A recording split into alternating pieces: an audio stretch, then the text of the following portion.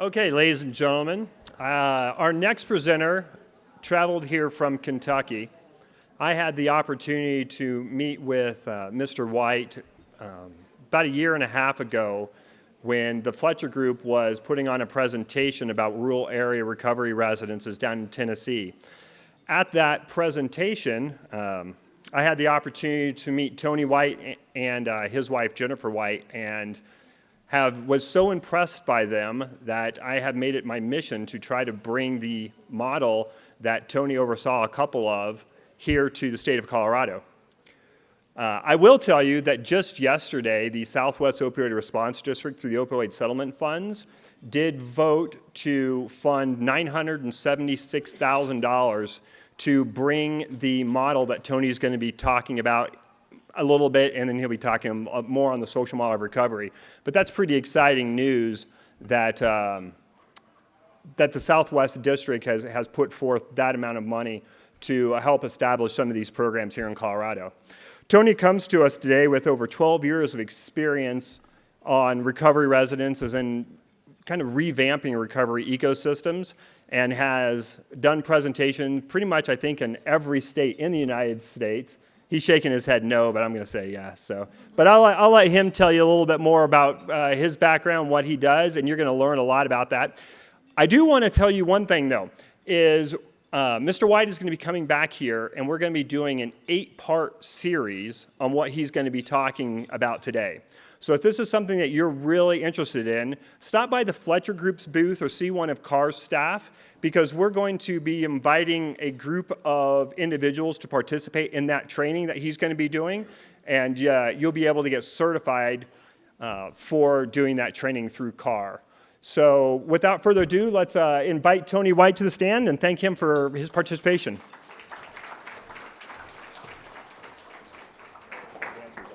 Good afternoon, everybody. So I'm sorry I get to be the guy that's after lunch when the nap time comes on. I just want to go ahead and get that out of the way. Apologize now, but my name is Tony White. I am the director of outreach for the Fletcher Group, but I think more importantly is that I'm a person committed to long-term recovery since July 8th of 2003. And what recovery has given me and done for me and my family, that 1978 recovery returned my father to us. And he was 33 years sober when he passed away in October of 10. And in 2003, that same recovery pathway returned me to my family. So,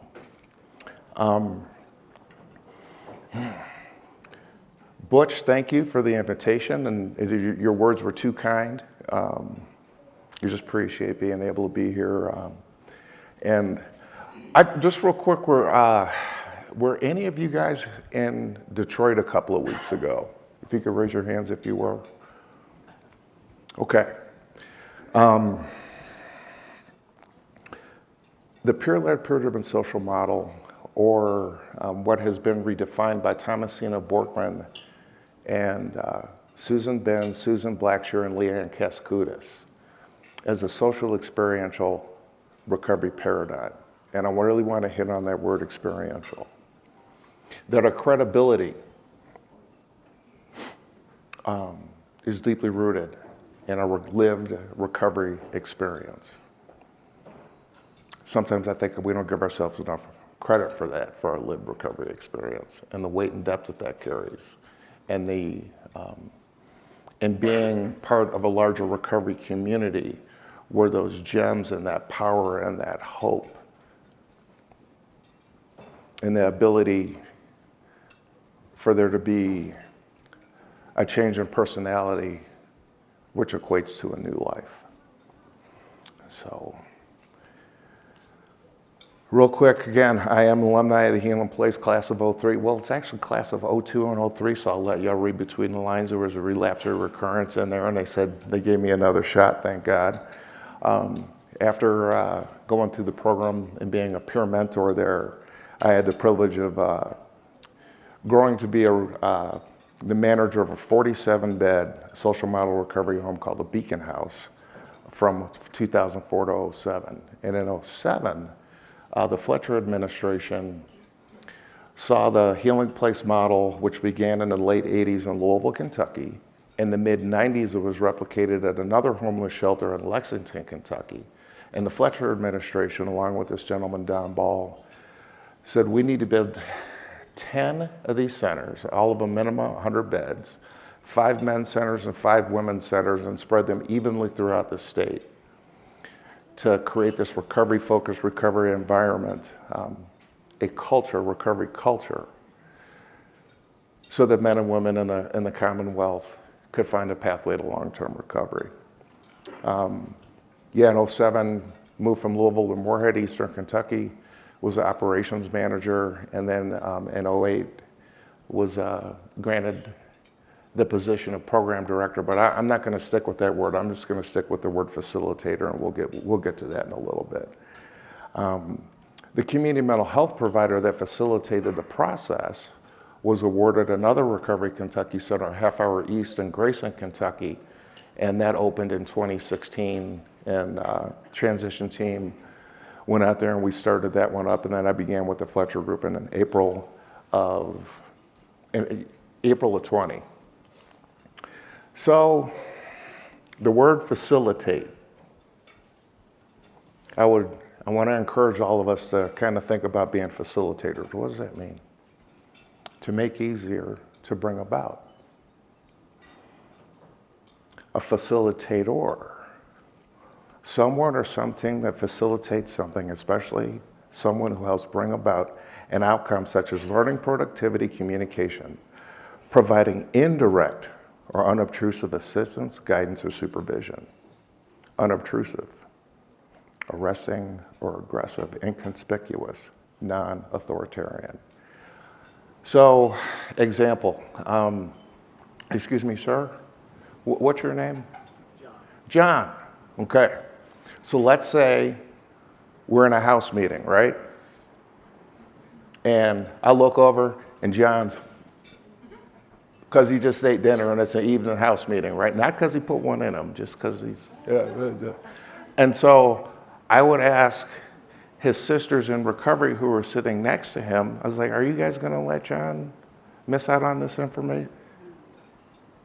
We don't, because of our position carries so much depth and weight and power as facilitators of the home, you want to put that responsibility back on the members of the house. Does that make sense, y'all? You with me? Okay. Thank you, John. I might pick on you some more, man. So I'm going to be bouncing back and forth between social model and what Thomasina and the social model sisters, I don't know if I said that before, where they redefine the social model as being a social experiential recovery paradigm.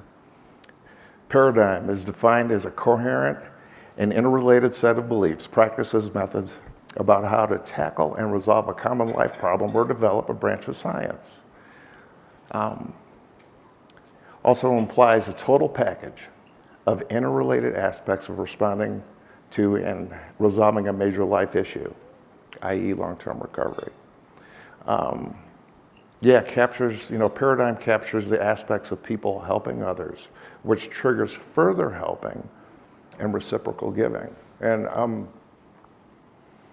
I also kind of like, in conjunction with paradigm, kind of compare it to phenomenon. It's like you can see it, but it's not really something you can explain. And some of y'all might know where I got that word phenomenon, but I'm not gonna. Substance use disorders are a debilitating condition of hopelessness, isolation, causing great harm to generations of individuals and families. An environment or a culture that can assist those with a substance use disorder to achieve long-term recovery as one of personal accountability, community, grace, hope, connectedness, purpose, and belonging. The social model infuses recovery principles in the residents' every life situation, from the recovery home to their personal lives. In this all-encompassing way, the social model dispels personal misconceptions and identifies strengths and gifts of both the individual and the group to assist in the expansion and growth of the residents' recovery capital. So those with collective, and hold on, I got a little wordy here, y'all bear with me. Those with the collective recovery community experiential knowledge / lived experience. I put an essential, but I really think it's the essential component in creating, growing, and maintaining this type of environment. I'm sure you guys have seen this before, the environment as a service. And in that, so if you think about it, you have a resident coming into the house. Maybe they have a probation officer. Maybe they're going to IOP. Maybe they've got some other social service responsibility. They're looking for work. They've got family obligations. Man, isn't that enough for that individual to be able to, they're trying to figure out how to manage money and navigate their mental, emotional, and spiritual life. And hopefully they're connected to a recovery community. Hopefully they have a mentor or sponsor that has taken them through that recovery community's literature and they're attending on a regular basis. Our job is just to manage the environment and not that resident's particular recovery pathway. Does that make sense? You see, I'm gonna say it, since I've been that guy, I took on all that stuff and I made myself nuts. So we're gonna talk about the responsibilities and so as facilitators and operators and peers and managers, would you guys agree that in regards to a human being in general, that there are things that are going to be that human being's responsibility that as leadership, they're going to want to push off on you? I heard a yes. Okay, the flip side is there are going to be things that are your responsibility that they're going to want to take on themselves. You with that? And so, man, I'm telling you, man, we're becoming Jedis and doing judo and all kinds of, man, just flip that stuff around. We just got to put that responsibility back on them. So this is something that I'll go into, in that 8 sessions, the specifics, and you guys already know this first one, the physical environment, just to be non-institutional, or I always forget, yeah, just a non-institutional setting. Staff's role to be a facilitator, to be a role model. If I also could say, if I could borrow from Sandy Beach, that it's our responsibility to try as best we can to always be the calmest person in the room, no matter what's going on. Authority-based resident empowerment. These are your responsibilities. Do you accept these? We'll go into that in further detail a little bit later. View of dealing with a substance use disorder. What we are taught in Louisville is that regardless of the substance, it creates an obsession in the mind, and that if taken long enough, produces a physical dependence, that twofold nature of the disease. And so if we focus on the crux of the problem, what it's doing to the human being's mind, that levels the playing field for all the residents within the home, because we're not arguing about a particular substance, whether it be wet or dry. Does that make sense, you guys? We level the playing field. Doesn't matter where you came from, who sent you here, what you have, what you don't have, gender, color, none of that. Can you connect with what the hijacking of the mind? Governance. Kind of went over that a little bit with that example earlier. And we'll go into a little specific more about how to, just a suggested way to conduct your house meetings where the residents are taught. And we have to, I think it's important for us to lower our expectations of ourselves, but also lower the expectations of our residents. Our expectations of our residents with the governance and creating a space and teaching moments to be able to teach accountability and the RAP recovery principles around those situations. We'll go into that in a little further detail. Now, community orientation. I'm gonna say something, I might get in trouble for it. I'm not a big proponent of recovery houses thinking that you have to do all this service in your community.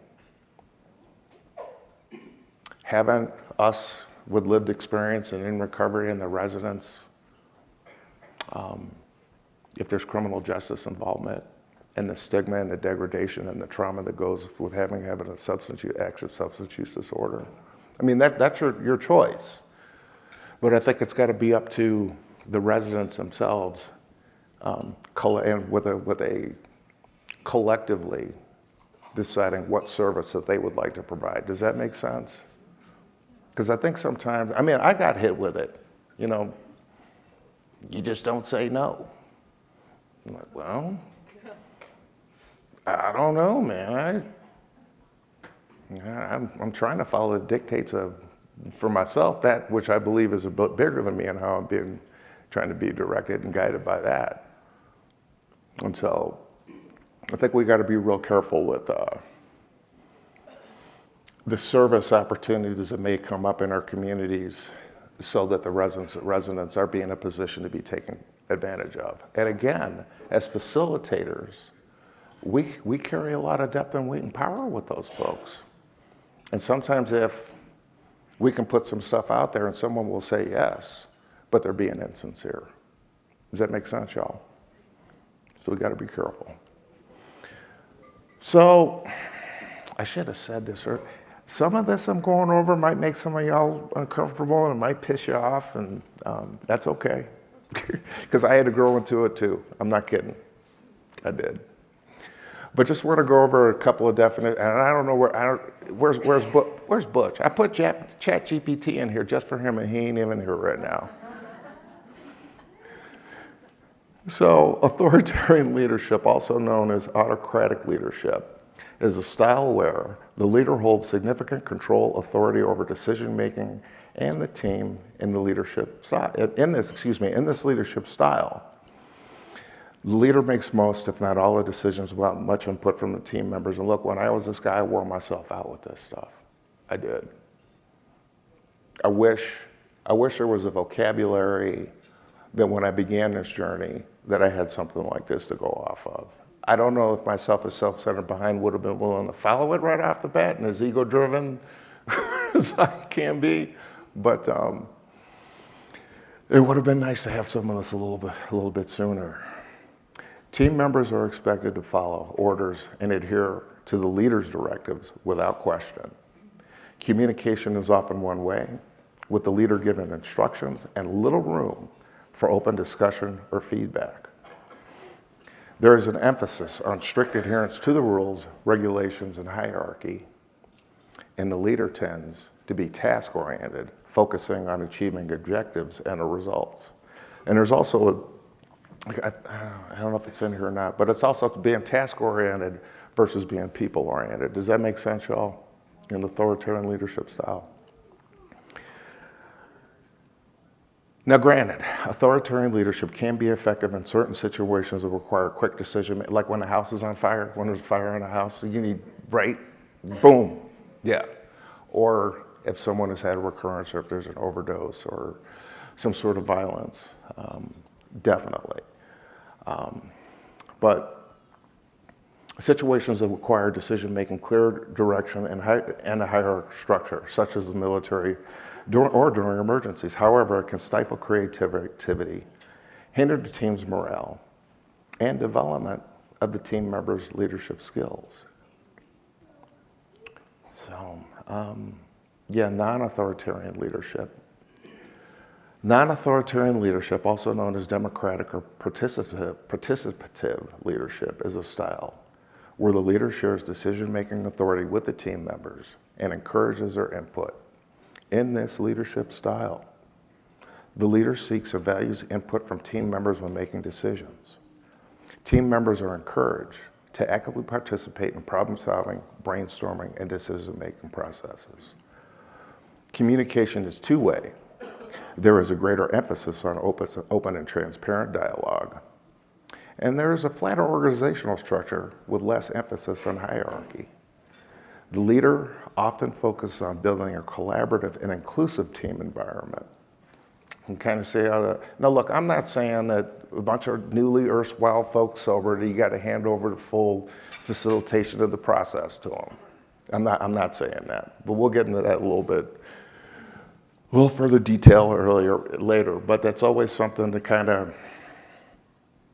try and keep in mind with this human being and this group of human beings, based on where this individual is in their recovery pathway and in their journey, in their spiritual journey, and their mental and emotional health, based on our lived experience and also and really relying on the collective of the other residents in the house. Because, I mean, the residents are living together.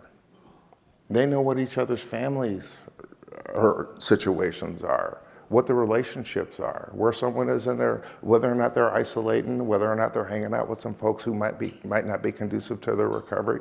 So we have to teach the residents to have the courage to speak the truth. And we're just managing the environment. Does that make sense? I'm getting a little ahead of myself here, but. Non-authoritarian leadership promotes team engagement, fosters creativity, and encourages individual growth and development. It can lead to a better problem solving and decision making through the collective wisdom of the group. However, it may not be suitable in situations that require quick, decisive action, or a more direct approach might be necessary.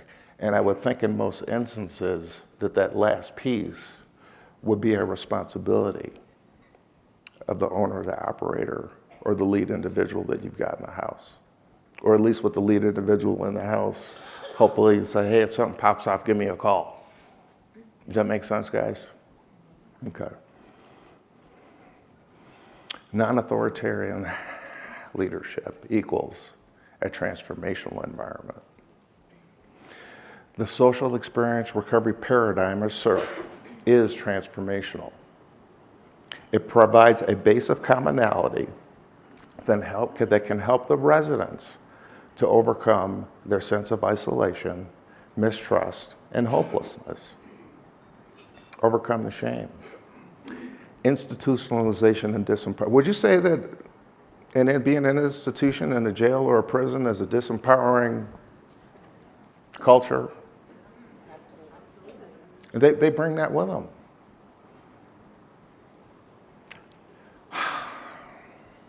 You are not defined by your charge or what your conviction is. You're not defined by if they gave you one, you're not defined by the number that they gave you behind the wall. You're not defined by what the judge may have said. You're not defined by what the prosecutor may have said. You're a human being who has a substance use disorder, who is deserving of every right and light and agency that is provided to any other human being walking on the planet. It also creates learning to sustain robust and lifelong recovery. Develop peer relations within the recovery community, the larger recovery community. You know, recently I've been kind of stealing this little thing. Yeah, I'm in recovery, but dude, I'm just a grain of sand on that whole beach of other grains of sand to all those other folks that gave me this stuff. It's not about me. I try not. No, look, I got an ego and I shift back and forth, self-centered as hell, but you know, you got to recognize that. I didn't put me here. I'll leave that right there. Offer learning by doing and living. You guys agree with the phrase, the work will teach you how to do it? Isn't that how our recovery pathways are pretty much? So you do this and this is what you're going to get. You do this and this is what you're going to get. You do a little and the program of the Spirit does a little. Just not looking for perfection, not trying to be perfect. Willingness, growing in willingness. Participation creates agency and self-responsibility / self-accountability. But I will just ask this question, regardless of the recovery pathway, would you agree that, that the foundation principle, regardless of the pathway, would be honesty? Okay. And so, with a human being who has a substance use disorder and being able to just be honest, and if I put it in a 12-step reference, would you agree that being dishonest is an attempt to have power over your life and everybody else's life, and also an attempt to manage your life and manage everybody else's life? So honesty is an opportunity to practice that powerlessness in our lives. Honesty is that attempt to not manage my life, your life, or the community's life within the house. Just a simple example of how to take recovery principles and wrap it around every life situation. Does that make sense, y'all? Starting with that foundation principle. So, I think one of the beautiful things from Thomasina's presentation with the SERP and the social model sisters, how they just describe this as a communities of practice. The community of practice that you have within your home, the community of practice that is in the larger recovery communities, regardless of recovery pathway. All of that lived experience. And I might get myself in trouble with this, but I think some professional folk don't give those larger communities enough credit, because I'm sure that there was someone in a house and early in their journey that there was someone out there who taught them how to be a mom, who taught that individual how to be a brother, how to be a son, how to be a father, how to be a good employee. Does that make sense? Sometimes we kind of might cling a little bit to professional services versus relying on that vast wealth of knowledge and experience and spirit that is in the communities of practice. More recovery wisdom and the larger body of experiential knowledge. Dagnabbit, I was watching the news last night and somebody made a quote and now I don't remember it. Oh yeah. Would you guys agree that experience teaches wisdom? And sometimes that wisdom is what to do and sometimes that wisdom is what not to do. As a person in recovery, I have been an example of what to do. I've also been an example of what not to do. So, there it is, relationships with experiential experts of recovery, opportunities to form long-term recovery relationships, and tangible help connecting to the recovery community and the communities of practice. So this next slide, July 8th, and I think it was somewhere between July 11th and 13th that I went back to detox at the Healing Place. Now, I hadn't used since the 7th, and then I said, my stop date is the 8th. But there was a guy who ran the overnight portion of the homeless shelter that had a recovery program that was at the Healing Place at that time. It was Ernie Robinson. Ernie didn't play. He was from the west end of Louisville, and man, you want to talk about a solid brother. Oh my God. But yeah, he didn't mess with it. And so I'm sitting there in detox, and he came over, and I expected the usual berating, which was fine. But he sat down and he looked at me. And he said, one, man, I'm glad you're back. But second, he started to talk about, I have been working in that overnight shelter, I think he'd been over for 10, 12 years. And he said, there are men who are just in the shelter now that were once in this program. So the light's on, but nobody's home.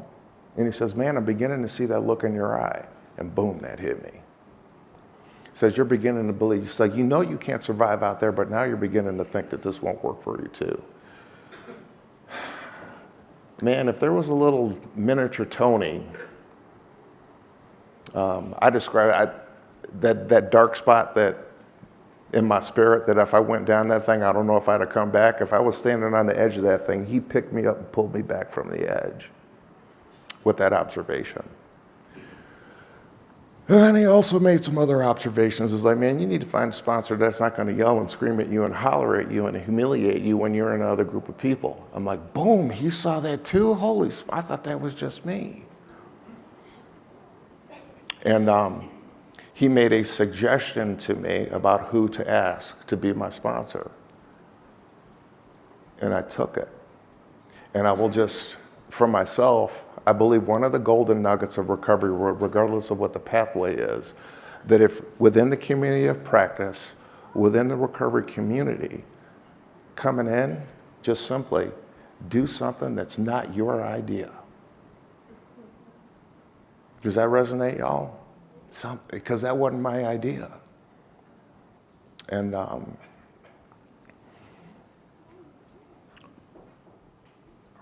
down on the bottom of that slide, it says, what a gift that man gave me from his lived recovery experience. And it's like all of us that are in the deal that are in recovery, there are tons of folks there were so many people who handed those gifts to me over the years. I mean, I just wanted to focus, and I'm eternally grateful to that man. But the goofy thing about that is that at this time when I began that journey, he would say, hey, Tony, come here. That guy over there, he's probably someone I suggest for you to talk to. And the relationship changed. He didn't. Recovery changed me. So when we're talking about the gift economy, the gifts are not monetary or physical thing. Did I describe a physical thing to you with that gift and all those gifts? No. Gift giving creates trust in the peers' actions and relationships. I trusted that man. I love that man. He passed away a few years ago of cancer, but man, and I'm not the only one that he did that for in his own way. There's so many people that he helped. Voluntary gift giving triggers reciprocal gift giving.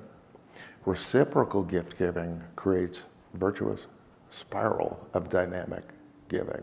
It just keeps on going. Isn't that the kind of culture I think that we would want, that would be attractive to someone in recovery? Isn't that the kind of environment and culture that you would like to create in your houses? Yeah. So the social model and the social experiential recovery program protect the resident from the outside market economy. So, I mean, we live in a transactional environment and world, right? You give somebody this, you get this back.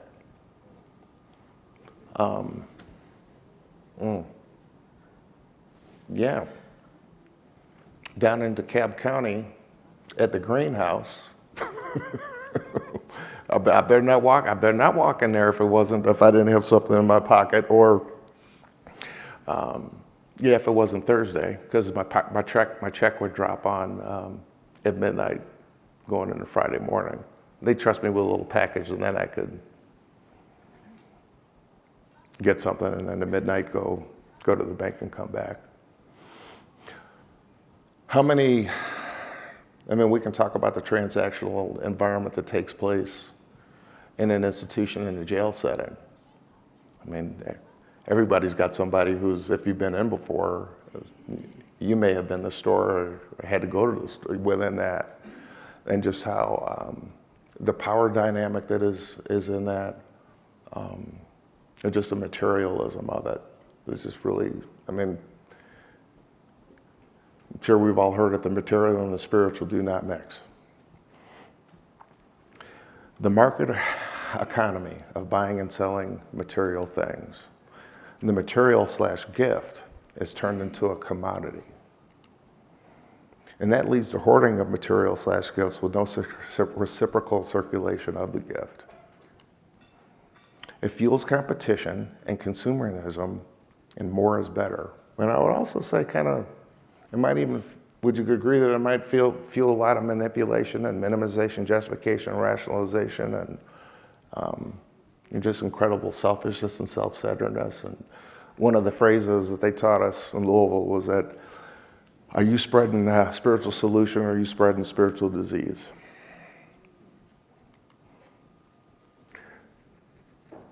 The social experiential recovery program, or the social model, they offer an abstinent living culture or environment with less temptation to use alcohol or other drugs. Did you guys agree with that, with the social? Yeah.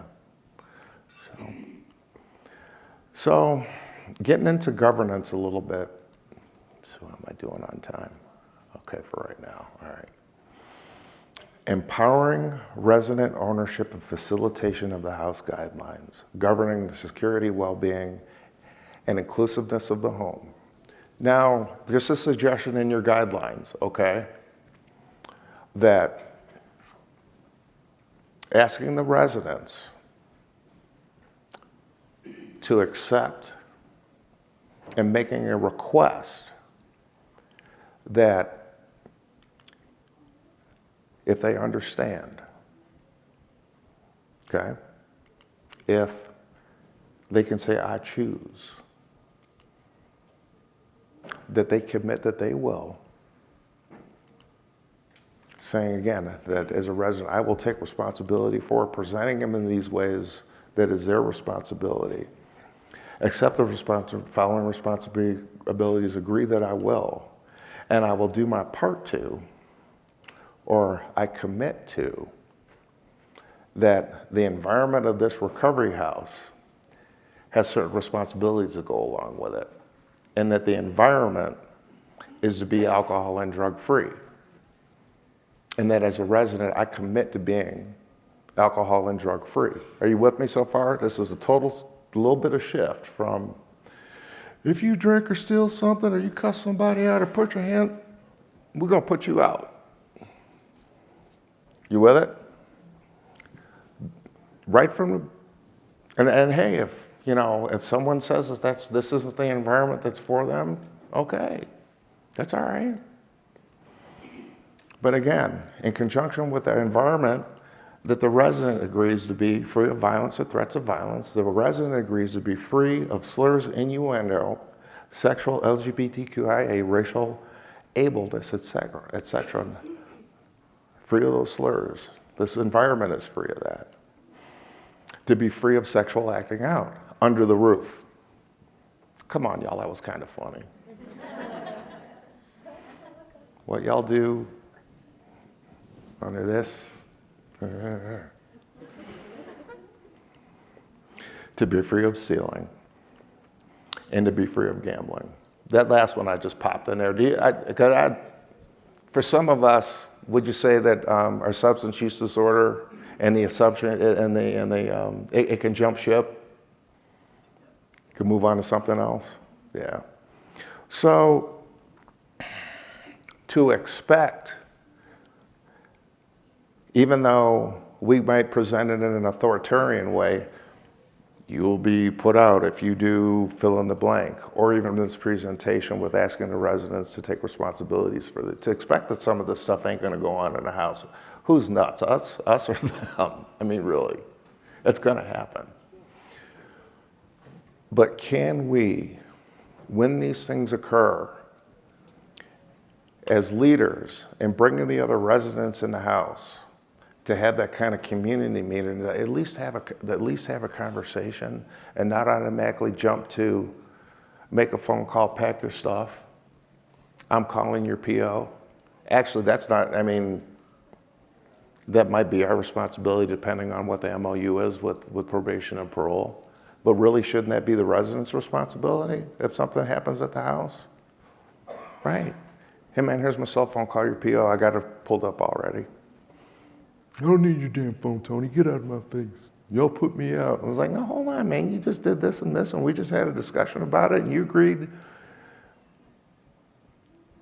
That's not on us. When you got here, we went over this stuff, remember?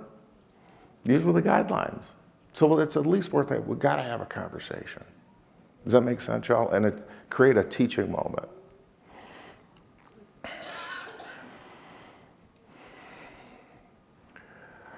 Governance. the act or process of governing or overseeing the control and direction of something such as a country or an organization. So when someone's giving an account of something, a statement explaining one's conduct, a statement of exposition of reasons or causes or motives, and a reason for an action. Man, I'm sorry, what'd you say your name was again? John. John. John and I are roommates, right? I come in late. I think I'm getting ready to hit on this one. And the culture of the home that I accepted responsibility for when I moved in is that if I came in late, I would bring it up at the next house meeting so there could be a conversation about it. And John, hey, Tone, you gonna talk about coming in late? I'm like, nah, man, you need to mind your own damn business. Kick rocks, pound sand, mind your own business. You do you, I'll do me. Even with that little bit of voice in my, bass in my voice, and that was that kind of intimidating and threatening in that? How subtle that is, and we miss it. Now, that was threatening, and he could have taken it as being threatening. And so, come the house meeting, hey, I hate to bring this up, Tone, you're my roommate, I love you, I want you to continue on this long-term pathway of recovery, and man, you told me you came in late and you're not gonna, bring up that inappropriate behavior.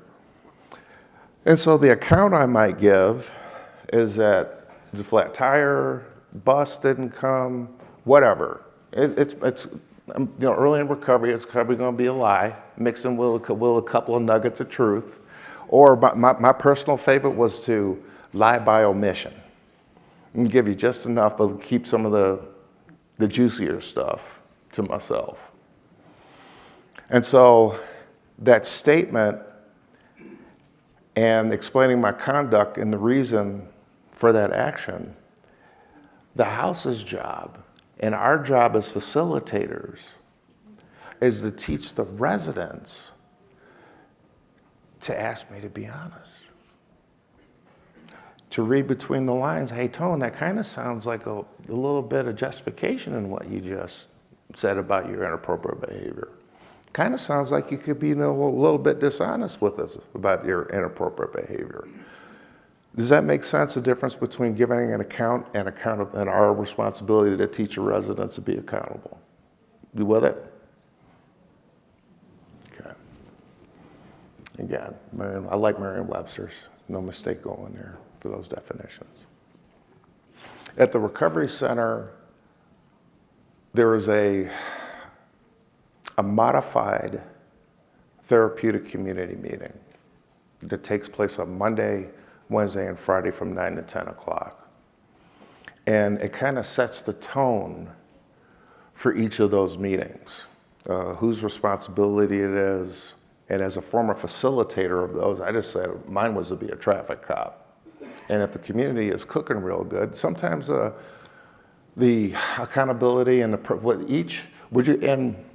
would you all agree that have been doing this work for a minute, that each group of individuals in that house kind of takes on a collective personality? And sometimes you got some good accountability, and sometimes it's just like it's running on fumes, And so the community meeting statement, and I put this in here just as a general guide on how to conduct any discussion with a group of residents, if that makes sense. After I read it, it might make more sense. The purpose of the community meeting is to give the community members or the residents the opportunity to be responsible for themselves and to one another in a loving environment. This is done by sharing concerns with each other.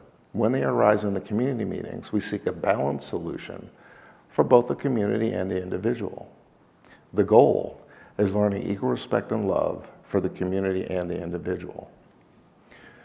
Because the Genesis Recovery Kentucky Center is based on the principles of recovery, every effort is made to refrain from laying down hard and fast regulations for the details of conduct. We know that if our principles are right, such things will take care of themselves without fail.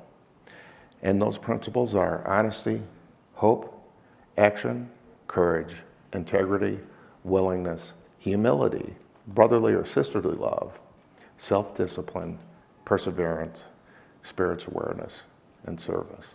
And these slides will be made available to everybody too. Does that make sense, y'all? If you can kind of go into every kind of group conversation with that kind of spirit. And please forgive me, real quick. So, my journey in recovery began in 1987.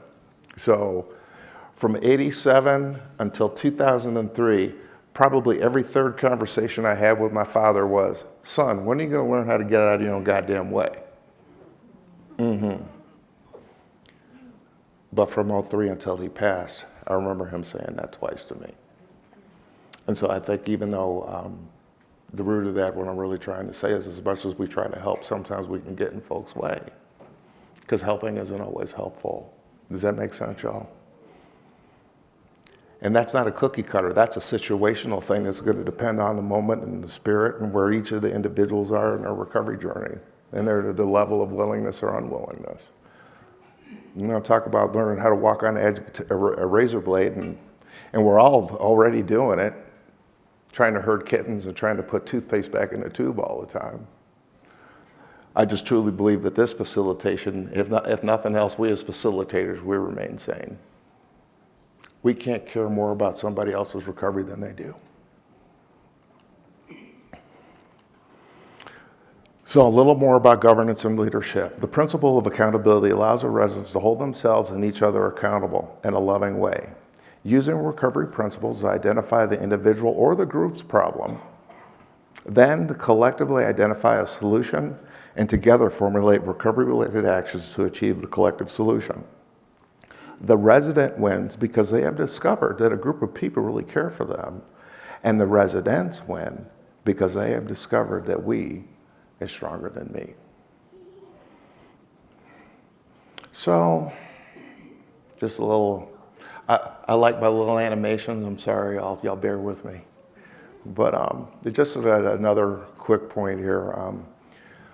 Staff and also the peer leaders with supervision, real simple principles we're going to go over here real quick.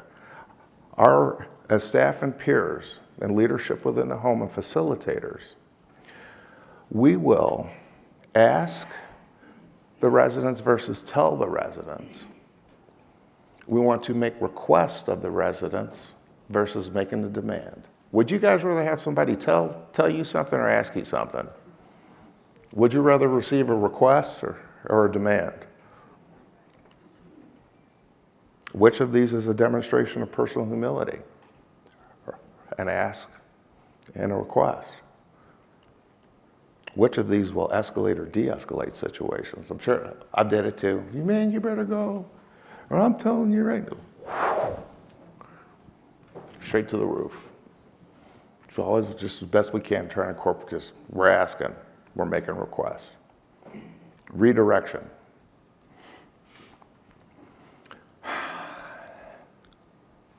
Real simple. And this is just a quick question from Trauma Informed. You want to ask what's wrong, ask what happened versus what's wrong. I mean, early in recovery, we can be a little sensitive and a little self-centered and ask what's wrong and say, man, they're saying there's something wrong with me. Whoop, defenses go right up. Just like Batman, Michael Keaton Batman, he's the first movie, shields, impenetrable. So, just another way of consideration of the environment of the recovery home and the culture of the recovery home. And so that larger portion being the recovery house, the guidelines, the standards, and the presence of the leaders in the home. And if you look, that little bit of white there's not a lot of room for the residents to operate in that. Now, I will say early in recovery, that could be a good thing, but we really want to do this on a case-by-case basis, that as individuals grow in their willingness to participate and take on responsibilities, should they be granted more freedoms and privileges. Real simple. As the residents begin to do a little and accept a little, the process begins to give and expand. and give them more room. But yeah, really want to provide that room so that, and that means there's going to be some gaps in there, that a resident has an opportunity to make a decision and an action, and will that decision and action lead to someone's continuing recovery pathway, or could be an endangering, or I won't even say endanger, deflection from their pathway of long-term recovery. But they need to be able to feel the consequence, either the positive or negative consequence from that decision and that action. Does that make sense, y'all? And sometimes we want to protect one another from that stuff. It's like, oh man, that's a train wreck getting ready to happen. Just like what my sponsor would say to me when I come up with one of these really good ideas is like, let me know how that works out for you. And then he just kind of walk off, and a day later I'm, so. But for the most part, folks, that's it for the presentation. If anyone has any questions or any feedback or anything, thank you, everyone. So, say a little bit about structure in the recovery home. We've had a debate. How much structure do we give them? I mean, there's an expectation that it's really a privilege to be in this safe, affordable house that's respectful. And, these are the expectations. We have an expectation that if you get a job, we still want you to participate in community activities because it builds community. And so one of the debates we've been having internally is how do we keep encouraging that? Am I saying it the right way, Mary? Mm-hmm. Because it's really important for their growth and just the cohesion in the overall community. And you get one person saying, well, work called me in, they did this, they did that, and before you know it, you have 2 or 3 more residents that see that and they're excusing themselves from, I don't want to call them mandatory activities, but we strongly encourage people to participate in scheduled activities, and we bring in artists, musicians, yoga experts, around the clock that enjoy the recovery environment and are offering those structured teaching opportunities to people. You might not like what I had to say. Well, that's why I'm asking you. And I mean, it's not a lot. And this is for each operator and an organization to determine for themselves.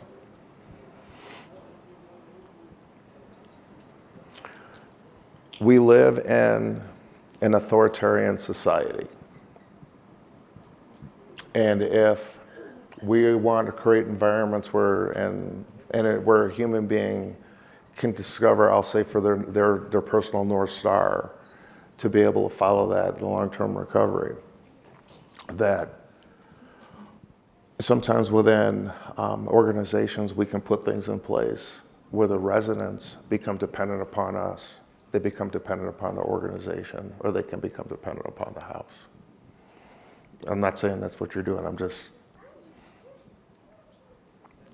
but with the social model and letting folks know up front that these are the responsibilities. Remember, we had this conversation and you agreed and you signed, and you just keep on referring back to that, regardless. Okay, well, John he went into work and was like, well, we're in it, so I figured it was okay. Oh, hey, little brother, come here. What did you agree to when you got it? You keep repetition. Keep on going back to the same thing. And that whatever that individual's consequences were, man, I can't say what I want to say right now. Sorry. My west end of Louisville just popped in mind. I can't do that right now.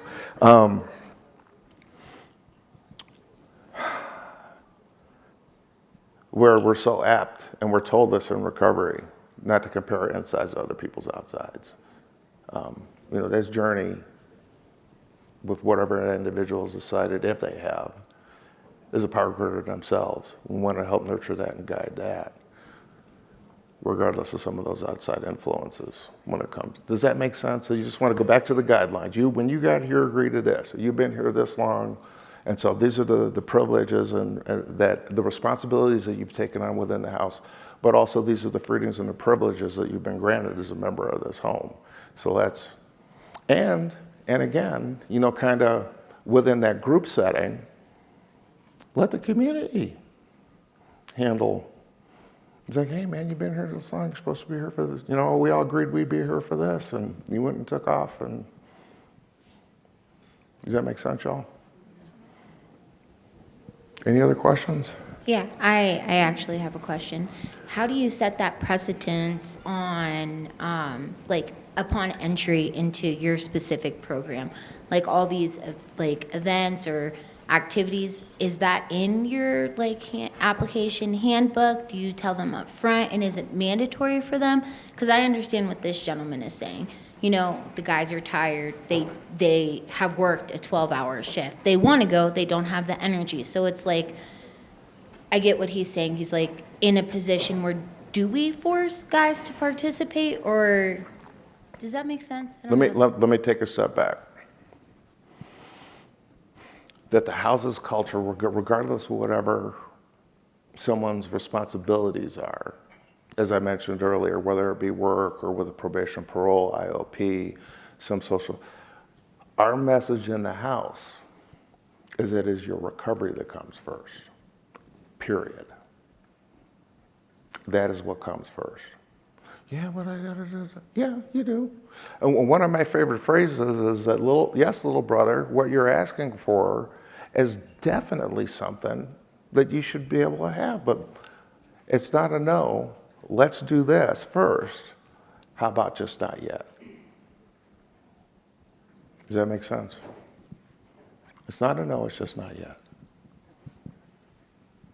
Well, guys, thank you. It's been a privilege.